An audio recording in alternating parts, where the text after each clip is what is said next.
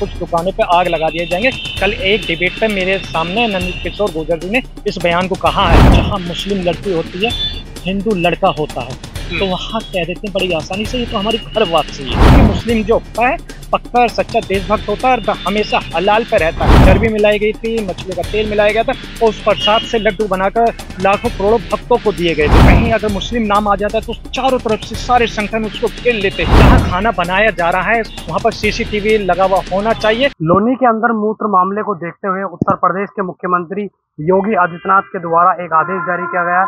उसमें साफ तौर पर ये कहा गया है कि जो भी रेस्टोरेंट वाले या जो भी लोग इस तरीके के हैं उनको अपने होटल के या ढाबे के आगे नेम प्लेट लगानी होगी। ये आदेश कावड़ के समय पर भी लागू किया गया था, अब ये दोबारा से ये आदेश जारी किया गया। तो हमारे साथ बातचीत करने के लिए पीस पार्टी के प्रवक्ता मौजूद हैं, इनसे बातचीत करेंगे किस तरह से इस आदेश को देखते हैं और जो आदेश जारी किया कितनी उसको तेजी से मानते हैं। एक आदेश मुख्यमंत्री जी ने किया है कि जो रेस्टोरेंट ढाबे हैं उनके ऊपर नाम प्लेट लगानी अनिवार्य होगी, किस तरह से इस आदेश को देखते हैं? हाँ, सोनू खान जी, पहले मैं बता दूं कि मेरा नाम हाजी नाजिम खान है, मैं प्रवक्ता पीस पार्टी से।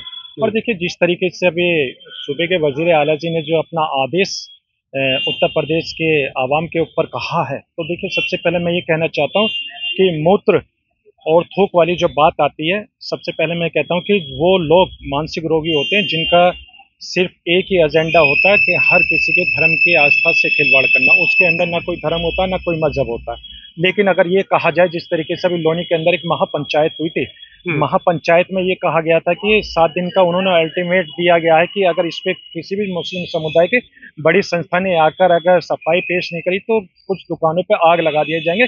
कल एक डिबेट पे मेरे सामने नंद किशोर गुर्जर जी ने इस बयान को कहा है, एक टीवी चैनल पे, नेशनल चैनल पे। तो मैं ये कहना चाहता हूँ, देखिए कि जब हम लोग संविधान को मानने वाले हैं, संवैधानिक बात करने वाले, संविधान के तहत ही चलते, जिस तरीके से आपकी गाइडलाइन आई थी आपके कावड़ यात्रा में, सबसे पहले मुस्लिम समाज आगे आया, उसने अपने ठेली पे बाकायदा अपना नाम शो करा था कि हाँ देख लीजिए मैं मुस्लिम समाज से हूँ।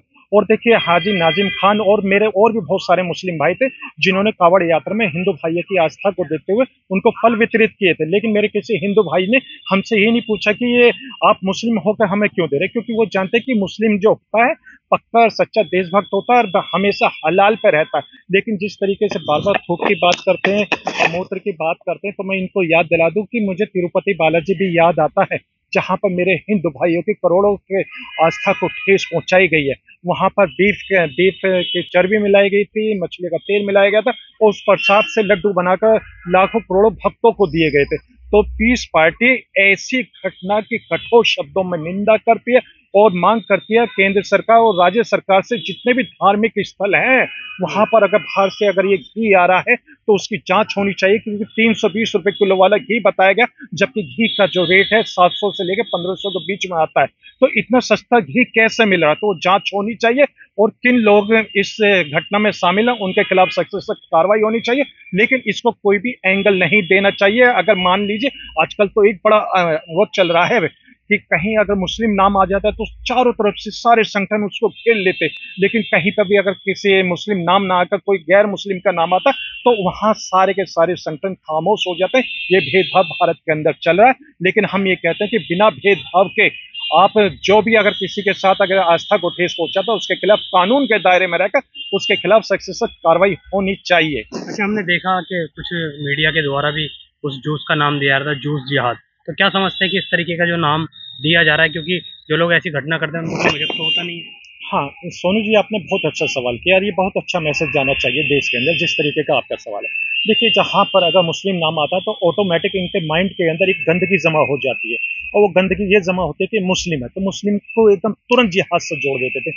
तो मैं ये कहना चाहता हूँ कि जो जिहाद की बार बार बात करते हैं, अगर उनसे सही मायने में पूछ लिया जाए कि जिहाद बोलते किसको, तो कोई नहीं बता पाएगा। सब अपना हंसते हुए चारा नीचा करके निकल जाएंगे, क्योंकि उन्हें ये नहीं पता कि जिहाद होता क्या है।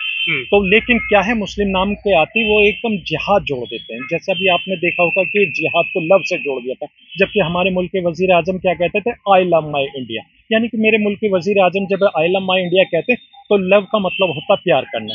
तो जब लव प्यार में आ गया तो फिर उसे जिहाद यानी जिहाद मुसलमानों से जोड़ दिया। तो हमने तो कभी आपत्ति नहीं करी कि आप लव जिहाद के अंदर अगर कोई भारत से या किसी से भी प्यार करता है तो आपने लव जिहाद वाली बात तो नहीं। लेकिन जिस तरीके से अब मैं एक चीज और कहना चाहूंगा सोनू जी, लव जिहाद के अंदर एक बड़ा भेदभाव होता है। जहाँ मुस्लिम लड़की होती है, हिंदू लड़का होता है, तो वहाँ कह देते हैं बड़ी आसानी से ये तो हमारी घर वापसी है।